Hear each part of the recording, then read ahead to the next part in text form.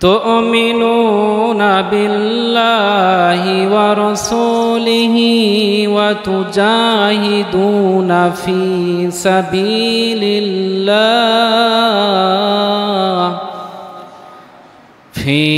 سبيل الله بأموالكم وأنفسكم ذلكم خير لكم إن كنتم تعلمون.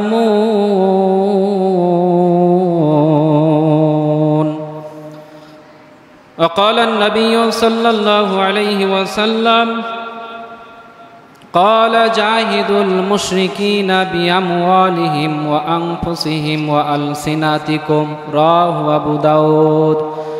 إن الله وملائكته يصلون على النبي يا أيها الذين آمنوا صلوا عليه وسلموا تسليما.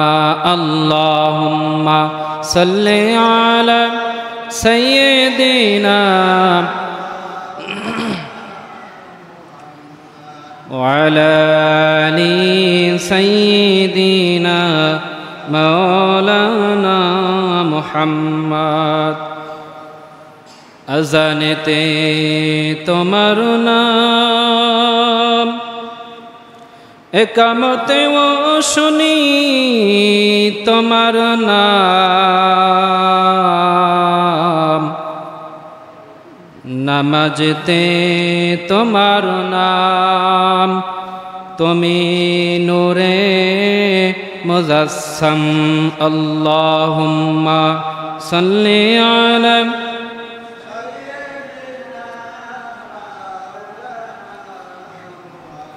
وعلى آل سيدنا مولانا محمد. আলহামদুলিল্লাহ, পবিত্র জুমার দিনে উপস্থিত সম্মানিত মুসল্লিবৃন্দ, মুসলমান ভাই ও বাবাজিরা, সকলকে নবীর শেখানো ভাষায় আমার আন্তরিক সালাম জ্ঞাপন করছি। আবারও আসসালামু আলাইকুম ওয়া রাহমাতুল্লাহ। প্রশংসা আদায় করি সেই মহান রবের প্রতি, যিনি অত্যন্ত অনুগ্রহ করে আমাদেরকে পবিত্র জুমার দিনে 2 রাকাত ফরজ নামাজ আদায়ের উদ্দেশ্যে তার ঘরে নিয়ে এসেছেন। সেজন্য সকলে খুশি হয়ে বলি আলহামদুলিল্লাহ।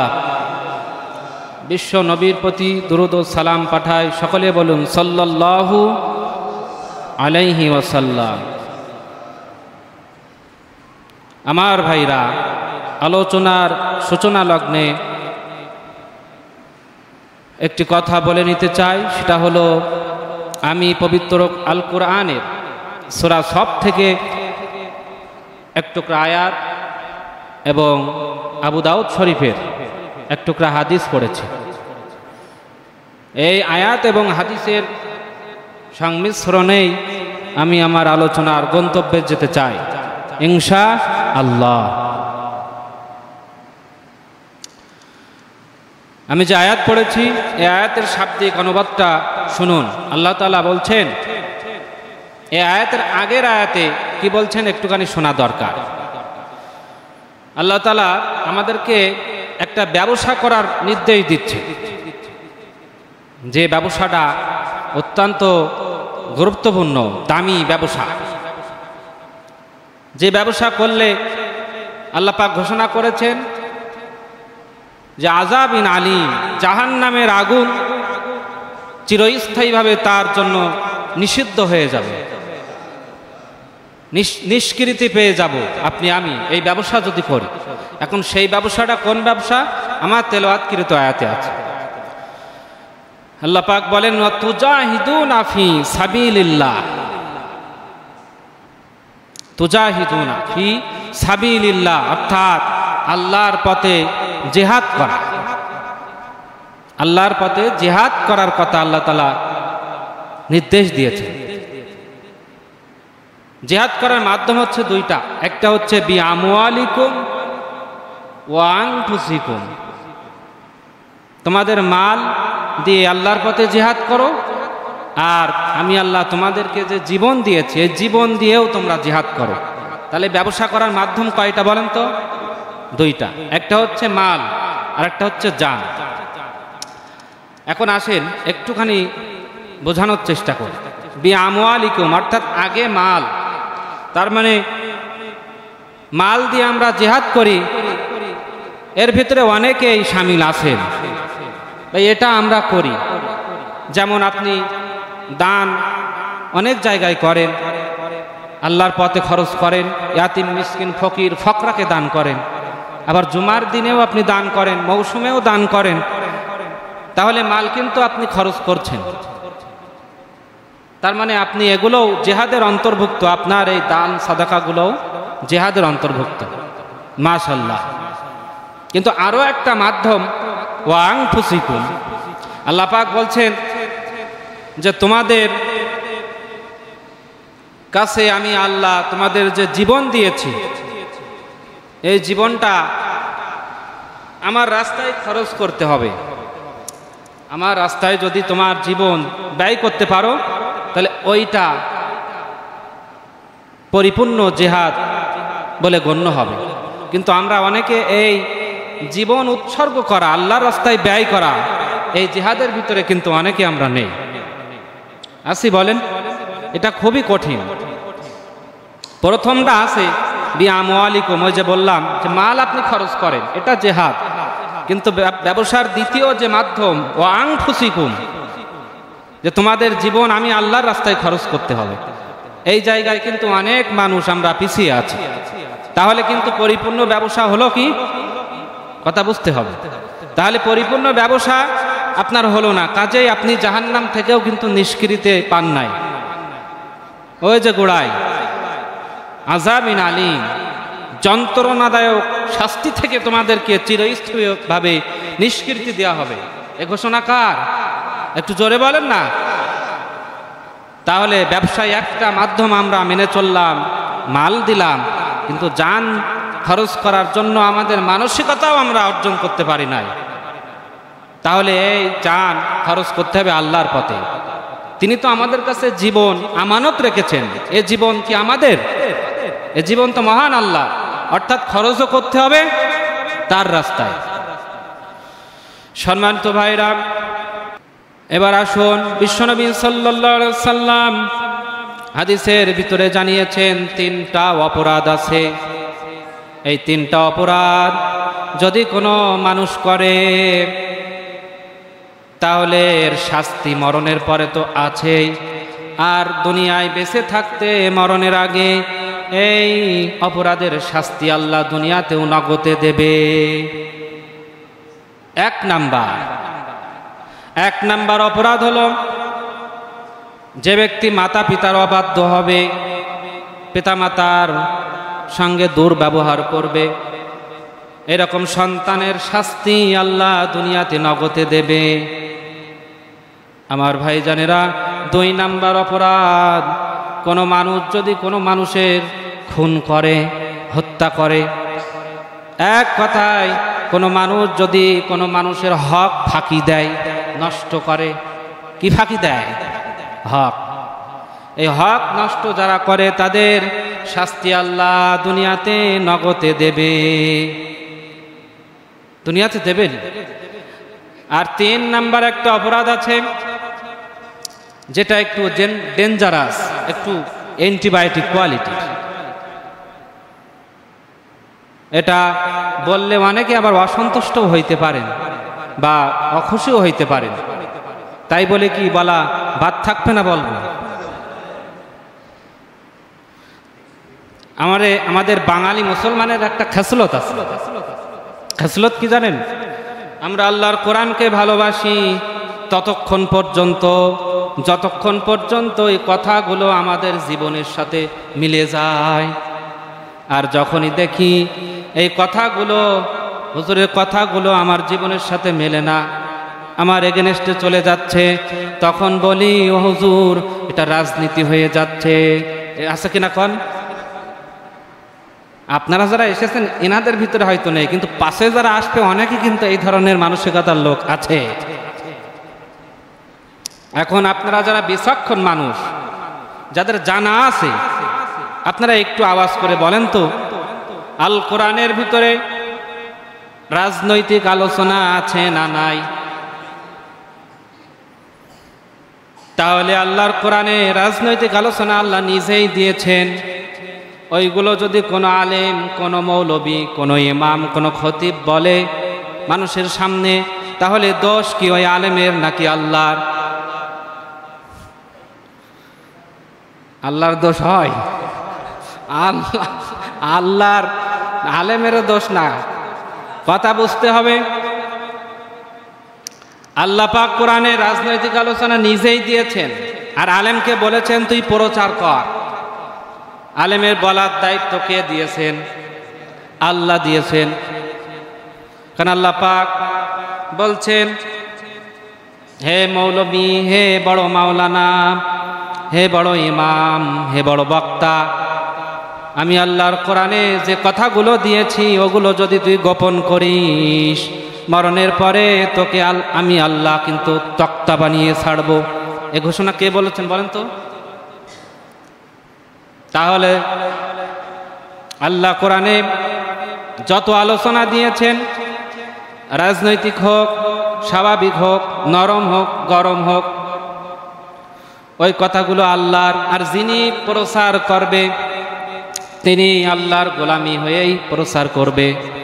কিন্তু দোষ আমাদের মালিকেরও না, দোষ যিনি বলবেন ওই বক্তারও না। দোষী হচ্ছে তারা ওইগুলো মানতে পারে না যারা। কথা বুঝাইতে পারছি? দোষ কারণ না, দোষ কার? যে মানতে পারে না তার। যে বলবে তাহলে তার কথা শুনে আপনি রাগ করেন কেন? এজন্য 3 নাম্বার অপরাধ, এটা একটু ডেঞ্জারাস, একটু কঠিন। সেটা হচ্ছে মানুষ হয়ে যারা মানুষের ওপরে জুলুম করে, নির্যাতন করে। এই যারা জুলুম করে, নির্যাতন করে, মানুষকে হয়রানি করে, এটা জঘন্যতম অপরাধ। হাদিসের ভাষায় এই জাতীয় মানুষদেরকে জালিম বলা হয়। কি বলা হয়? জালিম। এখন তো ভয়ঙ্কর অপরাধী। এর মরণের পরে তো চিরস্থায়ী শাস্তি আছেই, কিন্তু মরণের আগে দুনিয়াতে আল্লাহ জালিমের শাস্তি দেবেনি, এ মাপ নাই। আল্লাহু লা ইয়াহদিল কওমাজ জালিমিন।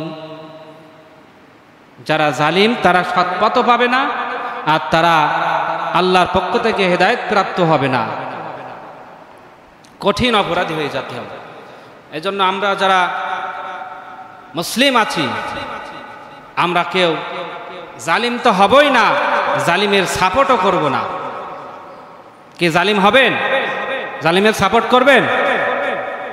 সমান অপরাধী হয়ে যেতে হবে। কিন্তু বাংলাদেশের প্রখ্যাত একজন মুফাসসির, জগৎ বিখ্যাত আলেম, বিশ্ববিখ্যাত একজন নামকরা আলেম মরহুম দেলোয়ার হোসেন সাইদি সাহেবও জালিমের জুলুমের শিকার থেকে বাদ পড়ে নাই। তাকে পর্যন্ত জেলখানার ভিতরে 1 নয় 2 নয় সুদীর্ঘ 13টি বছর অবরুদ্ধ করে রেখে ইন্ডিয়ার প্রেসক্রিপশনে বিষাক্ত ইঞ্জেকশন পুশ করে তাকে হত্যা করেছে। কথা বলেন, কি কষ্ট দিয়েছে জালিমেরা তাকে। আল্লাহর আরশ পর্যন্ত কেঁপে ওঠাই স্বাভাবিক। শুধু তাকে নয়, অসংখ্য আলেম ওলামায়ে কিরামকে নির্যাতন করা হয়েছে, জুলুম করেছে। জালেমের গোষ্ঠীরা আমার সাতক্ষীরাতে আপনি যান, এমন কোন ইসলামের কর্মী নাই যার বাড়ি ঘরগুলো জালেমের বাচ্চারা বুলডোজার দিয়ে তছনছ করে দেয় নাই। জুলুমের সীমা ছাড়িয়ে ফেলেছে, জালিমদেরকে চাকরিচ্যুত করেছে, ব্যবসায় আগুন জ্বালিয়ে দিয়েছে, পরিবার থেকে বিচ্ছিন্ন করেছে, খুন করেছে, গুম করেছে, নির্যাতন করেছে, তাদেরকে রিমান্ডে নিয়েছে, কোরাসে দিয়েতে। এই নির্যাতনের মাত্রা যখনই শেষ হয়ে গেছে, তখন মহান রব্বুল আলামিন জালেমের সম্মুখে একটুখানি বাতাস যে উল্টা পাক দিয়েছে, অমনি জালেমের গোষ্ঠীরা লেজ গুটিয়ে ভিন দেশে পালাতে বাধ্য হয়েছে। ঠিক কিনা? এটা তো জ্বলন্ত প্রমাণ। এ থেকেও যদি আমাদের শিক্ষা না হয় আর কি। এই জন্য যারা জালিম তারা আল্লাহর পক্ষ থেকে গজব প্রাপ্ত হবে এবং তারা হেদায়েত প্রাপ্ত হবে না। কারণ জালিম যারা হবে এদের বিরুদ্ধে বাদী হচ্ছে স্বয়ং আল্লাহ। কথা খেয়াল করেন, জালেমের বিরুদ্ধে বাদী স্বয়ং কে? আল্লাহ। এটার বাস্তবতা হচ্ছে মদিনাতুল মুনাওয়ারায় বিশ্বনবী সাল্লাল্লাহু আলাইহি ওয়াসাল্লাম যখন মদিনাতে কোরআনের দাওয়াত প্রচার করলেন, ইসলামের দাওয়াত দিতে লাগলেন, ওই সময় যারা নবীর শত্রু ছিল, নবীর উত্তরসূরি যারা ছিল, তাদের যারা শত্রু ছিল, ওই ইসলামের শত্রু যারা মদিনাতে ছিল, ওরা আল্লাহর নবীকে পর্যন্ত ওয়াকাত্ত ভাষায় গালিগালাজ করতে লাগলো।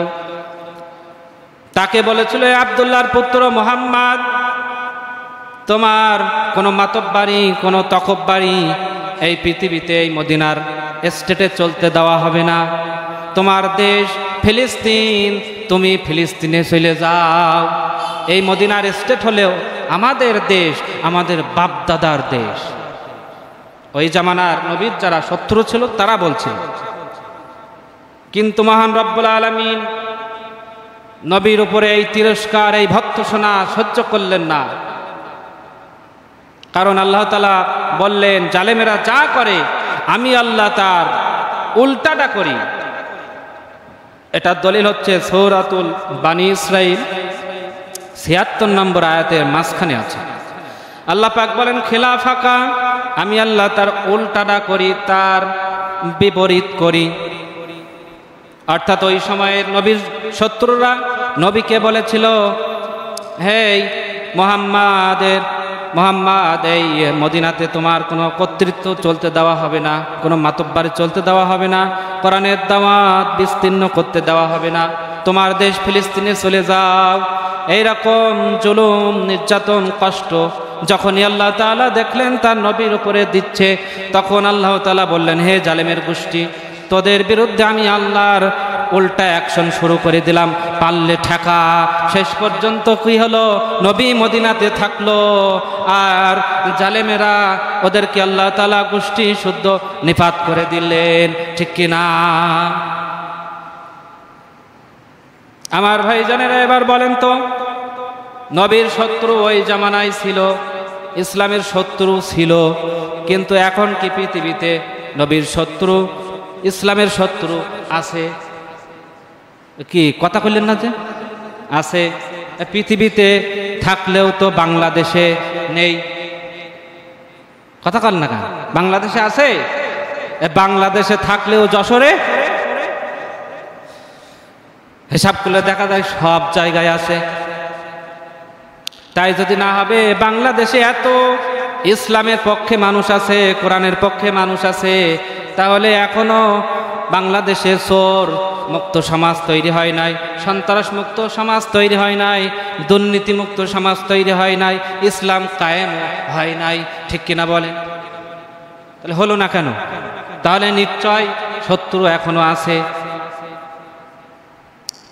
আল্লাহর জমিনে কোরআনের আইন যারা প্রতিষ্ঠা করতে চায়, ইসলামের হুকুমিয়াত যারা প্রতিষ্ঠা করতে চায়, সেই সমস্ত আলেমদেরকে নির্যাতন করে করে, নিষ্পেষণ করে করে ছেড়ে দেওয়া হয়েছে। সর্বোচ্চ চূড়ান্ত পর্যায়ে তাদের উপরে জুলুম আর নির্যাতনের স্টিম রোলার চালানো হয়েছে। তাদেরকে খুন, গুম, জুলুম, নির্যাতনের পরে জাতাকলে পিষ্ট করা হয়েছে।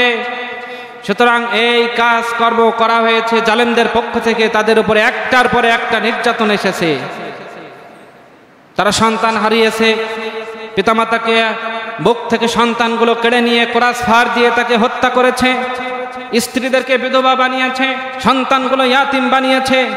অতএব এই জালেমরা এই নির্যাতন করেছে অসংখ্য ইসলামের পক্ষের মানুষদের উপরে। শেষ পর্যন্ত আল্লাহ তাআলা বললেন, হে জালেমের গোষ্ঠী, তোদের বিরুদ্ধে আমি আল্লাহর উল্টা অ্যাকশন এবার শুরু করে দিলাম, পারলে তোরা ঠেকা। আল্লাহ যে অ্যাকশন দিলেন, জালেমদেরকে আল্লাহ গোষ্ঠী সুদ্ধা বিতাড়িত করে ছাড়লেন। ঠিক কিনা? আমার ভাই জানেরা, অসুবিধা হচ্ছে আপনাদের? তাহলে বলছিলাম এতক্ষণ ভূমিকায় এই কথাগুলো বলে নিলাম। এজন্য যারা ইসলামের শত্রু, কোরআনের শত্রু, আমাদের এই মুহূর্তে সিদ্ধান্ত পাল্টিয়ে কোরআনের পক্ষে আসা উচিত হবে যদি আমরা জাহান্নাম থেকে মুক্তি পেতে চাই। সম্মানিত ভাই ও বাবাজিরা, আল্লাহ রাব্বুল আলামিন যুগে যুগে এইরকম আল্লাহর অবাধ্য ইসলামের শত্রুদেরকে হুঁশিয়ারি করেছেন। তারা যখন শোনে নাই তখন বিভিন্ন আযাব তাদের উপর আল্লাহ পাক দিয়েছেন। এবার আসুন আমার যে তেলাওয়াতকৃত আয়াত সূরা সফের একটা আয়াত আমি পড়েছি। এই আয়াতে আল্লাহ রাব্বুল আলামিন জিহাদ সম্পর্কে কথা বলেছেন। অত্যন্ত গুরুত্বপূর্ণ একটা বিষয় জিহাদ। আজকের আপনাকে মনোযোগ সহকারে এই ব্যাখ্যাটা শুনতে হবে। রব্বুল আলামিন আল কোরআনের ভিতরে অসংখ্য অগণিত বিষয়ে আলোচনা করেছেন, তার ভিতরে জিহাদ হচ্ছে অন্যতম একটা। এই জিহাদ আমরা অনেকে বুঝি, অনেকে বুঝি না। আর যারা বুঝি তারা একেবারে হালকাভাবে বুঝি। এই যে কত বড় বিধান, এই আজ পর্যন্ত আমরা অনেকে এটা গভীর নিয়ে কোনোদিন চিন্তা ফিকির করে দেখি নাই। কোরআনুল কারিমে আল্লাহ রাব্বুল আলামিন মুমিনের বৈশিষ্ট্য দিয়েছেন অনেকগুলো, কিন্তু বৈশিষ্ট্যর ভিতরে অনেকগুলো বৈশিষ্ট্যের ভিতরে বড় বড় মুফাসসিরে কিরাম, প্রখ্যাত আলেম যারা, জগৎ বিখ্যাত আলেম, তারা এই মুমিনের বৈশিষ্ট্যগুলো সামারাইজ করে 8টা বৈশিষ্ট্য বানিয়েছেন। 8টা বৈশিষ্ট্য বানিয়েছেন। আপনারা ঘুমায়েন না, দয়া করে একটু চোখ কান খোলা রাখুন, শুনুন। 8টা বৈশিষ্ট্য। এই 8টা বৈশিষ্ট্যর ভিতরে 1 নাম্বার যে বৈশিষ্ট্য সেটা হচ্ছে ফি সাবিলিল্লাহ তুজাহিদুনা ফি সাবিলিল্লাহ। জোরে বলুন আল্লাহু আকবার। আল্লাহর পথে জিহাদ, এটা হচ্ছে মুমিনের 1 নাম্বার বৈশিষ্ট্য। এই কথা শুনে অনেকে মনে করতে পারেন, হুজুর এতদিন তো জিহাদ শুনলে মনে করতাম সন্ত্রাস, জঙ্গিবাদ, আতকে উঠতো অনেকে। কিন্তু আজকের আপনি মুমিনের 1 নাম্বার জিহাদ, এটা মুমিনের 1 নাম্বার বৈশিষ্ট্য আপনি বললেন। আমার কথা বিশ্বাস না হলে একজন হকপন্থী যিনি আলেম তার কাছে আপনি জিজ্ঞাসা করেন, উত্তর পেয়ে যাবেন। এই 8টা বৈশিষ্ট্যের ভিতরে যদি জিহাদের বৈশিষ্ট্য আপনার ভিতরে না পাওয়া যায়, আল্লাহ পাক বলেন ও যত বড় নামাজি দাবি করুক, যত বড় ইমানদার দাবি করুক, মুসলিম দাবি করুক, কাজ হবে না। ওটা হচ্ছে নির্ভেজাল মুনাফিক। ওটা কি? এই মুনাফিক বললাম এই জন্য সবাই কিন্তু আওয়াজ দেয় না, দেখছেন? ইন্নাল মুনাফিকিনা ফিদ দারকি আসফালি মিনান নার। বাংলা পড়ি নেন বাড়িতে কোরআন খুলে, বলার সময় নাই। তাহলে মুনাফিক যদি জিহাদের বৈশিষ্ট্য আপনার ভিতরেও না থাকে, আপনিও জোরে কন না কেন? আমার ভিতরে যদি না থাকে আমিও মুনাফিক, কথা বলেন না কেন?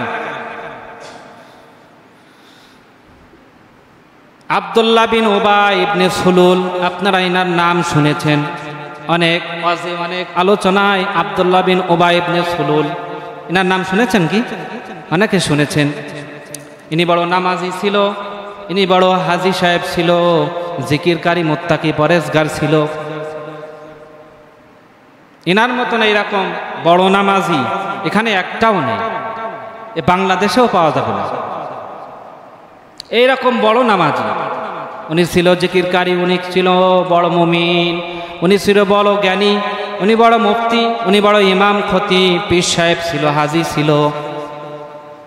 উনি ইসলাম প্রেমিক ছিল, কোরআন প্রেমিক ছিল, আল্লাহ প্রেমিক ছিল, রসুল প্রেমিক ছিল। কোনো কিছুতে ওনার ঘাটতি ছিল না, কেউ বলতে পারবে না ওনার ঘাটতি। ইমানে আমলে সব জায়গায় পারফেক্ট। কিন্তু আমার ভাই জানেরা, ওই আব্দুল্লাহ বিন উবাই ওনার একটা জায়গায় ঘাটতি ছিল। একটা জায়গায় দুর্বল ছিল, সে জায়গাটা হচ্ছে উনি সরাসরি আল্লাহর পথে জিহাদকে অমান্য করেছিল, ঠিক কিনা? আল্লাহর পথে জিহাদকে অমান্য করেছিল। আমার ভাইরা কান খাড়া করে শুনুন, এই জন্য উনি ছিল বড় মুনাফিকদের সর্দার, মুনাফিকদের সর্দার ছিল। এই আব্দুল্লাহ বিন উবাই কোনো দিকে কোনো ঘাটতি ছিল না, শুধুমাত্র আল্লাহর পথে জিহাদকে অমান্য করেছিল।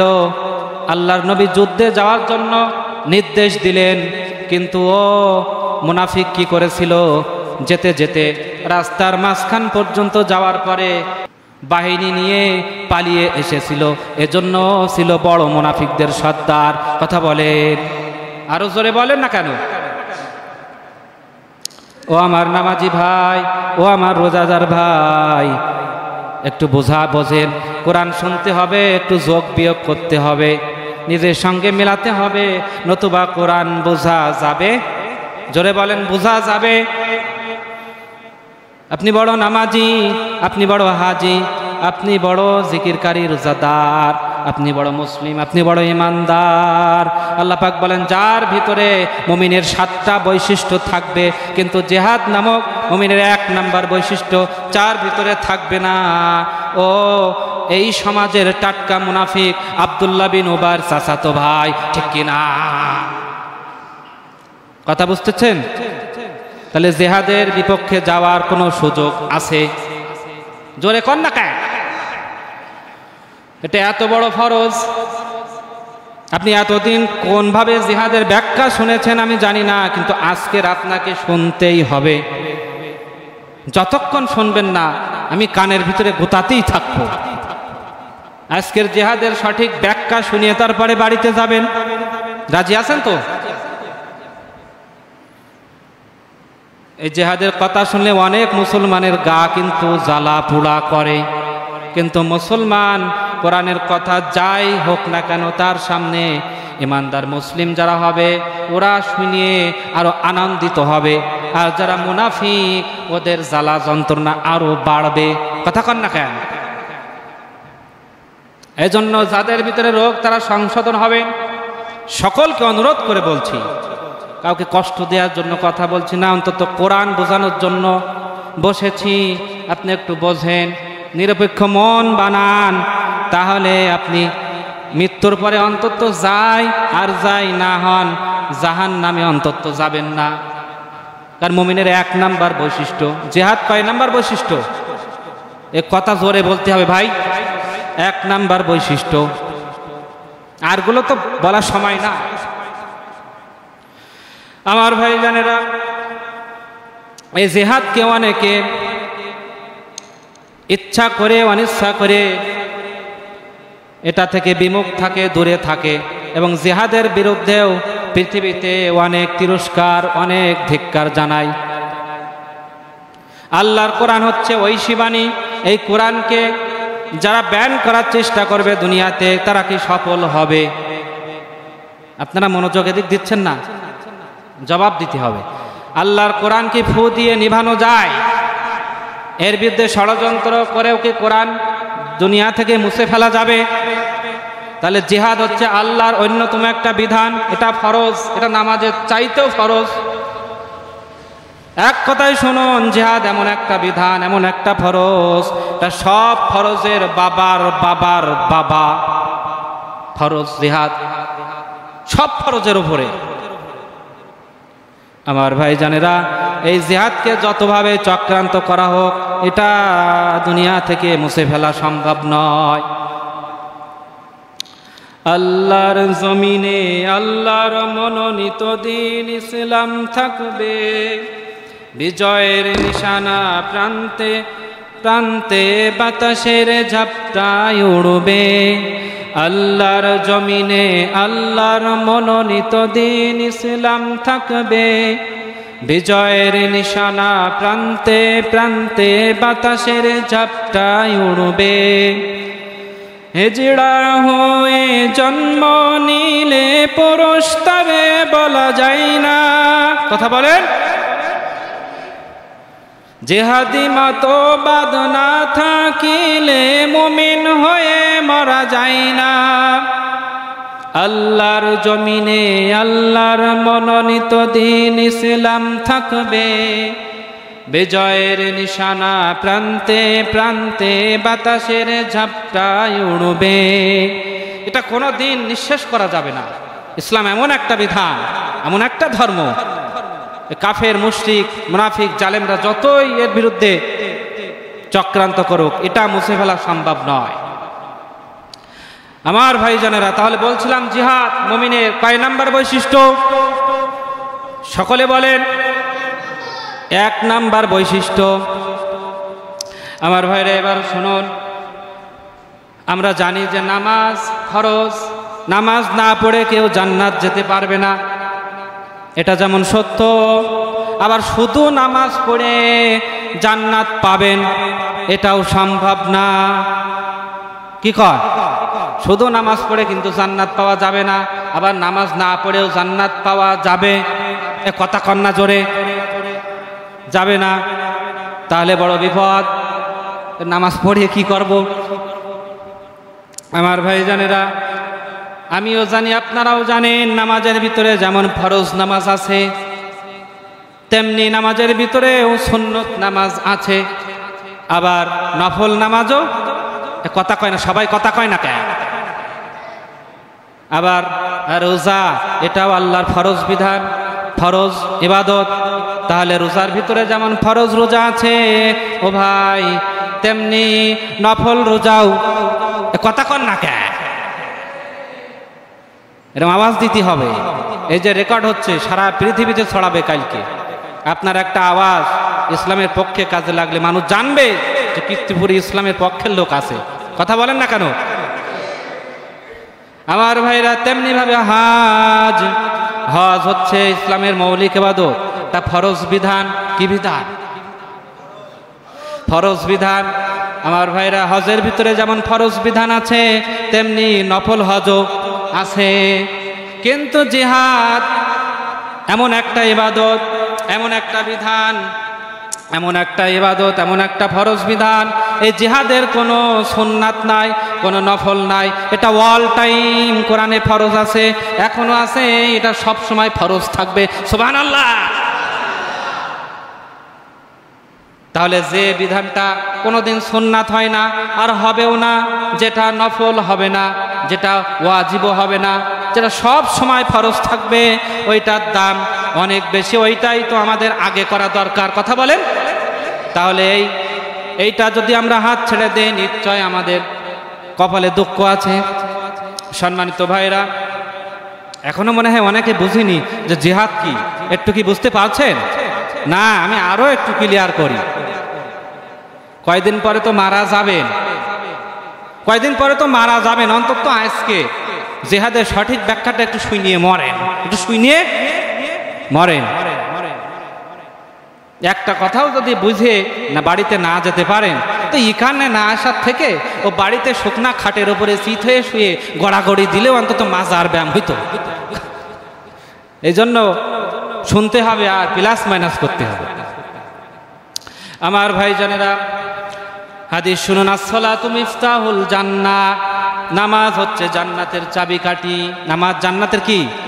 চাবিকাঠি। বিশ্বনবীর হাদিস, সহিহ হাদিস। কিন্তু এই নামাজ আপনি যদি পড়ে দুনিয়া থেকে যেতে পারেন, কবরে যেতে পারেন, তাহলে আল্লাহ পাক ইচ্ছা করলে আপনার জান্নাত দিতেও পারে, আবার নাও দিতে পারে। কিছু করার আছে। তাহলে আপনি নামাজ পড়ে যদি হাসরের ময়দানে ওঠেন, আল্লাহ পাক বিচার শেষে আপনার জান্নাত দিতেও পারে, আপনি জান্নাত পেতেও পারেন, আবার নাও পেতে পারেন। তেমনিভাবে রোজা রেখে আপনি যদি হাসরের ময়দানে ওঠেন, আপনি জান্নাত পেতেও পারেন, নাও পেতে পারেন। হজ করে আপনি বড় হাজী সাহেব হয়ে যদি আপনি হাসরের ময়দানে ওঠেন, তারপরেও আপনি জান্নাত পেতেও পারেন, নাও পেতে পারেন। কিন্তু জিহাদ এমন একটা বিধান, আল্লাহর কসম দিয়ে বলছি কোরআন আমার হাতে, জিহাদ এমন একটা বিধান, আল্লাহ রাসূল বলেছেন, যুদ্ধের ময়দানে জিহাদ করতে করতে যে ব্যক্তি আল্লাহর রাস্তায় শহীদ হয়ে যায়, আল্লাহর রাস্তায় নিহত হয়ে যায়, ও মারা যাওয়ার পরে কবরে যেতে দেরি, কিন্তু আল্লাহর জান্নাত যেতে দেরি হবে না। সুবহানাল্লাহ। কথা বুঝতে পারছেন? এবার যদি না বোঝেন বাড়িতে যেয়ে কাঁচা কচু চাবাবেন।